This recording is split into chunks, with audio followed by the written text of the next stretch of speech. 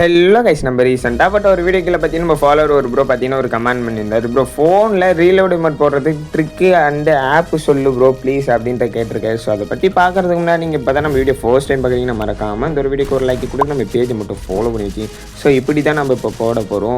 இதில் பார்த்தீங்கன்னா ஃபஸ்ட்டு என்ன ஆப்புன்னு பார்த்தீங்கன்னா ஜிஜி கேம் ஸ்பேஸ்னு ஒன்று இருக்குது. அதாவது GG mouse and GG game space பார்த்தீங்கன்னா ரெண்டுமே சிமிலரான ஆப்ஸ் தான். ஸோ இதில் பார்த்தீங்கன்னா அதில் ஆக்டிவேட் பண்ணுற மாதிரி இதுலேயும் ஆக்டிவேஷன் பண்ணிவிட்டு அதுக்கப்புறம் கேமில் என்டர் கொடுத்து வந்தீங்கன்னா அதுக்கப்புறம் பார்த்தீங்கன்னா மேலே ஜிஜி மோஸோட லோகோ மாதிரி காட்டும். சாரி, ஜிஜி கேம் ஸ்பேஸோட லோகோ காட்டும். அதை கிளிக் பண்ணிவிட்டு அப்படியே எடிட் ஆப்ஷனுக்குள்ளே அதான் ஆட் கம்பவுண்டுன்னு இருக்குல்ல, அது கொடுத்து எடுத்துகிட்டு வந்து எமௌண்ட்டுக்கு மேலே வச்சுருங்க. எமௌண்ட் மேலே வச்சுட்டு அதுக்கு மேலே பார்த்தீங்கன்னா ஒரு செட்டிங்ஸ் இருக்கும்.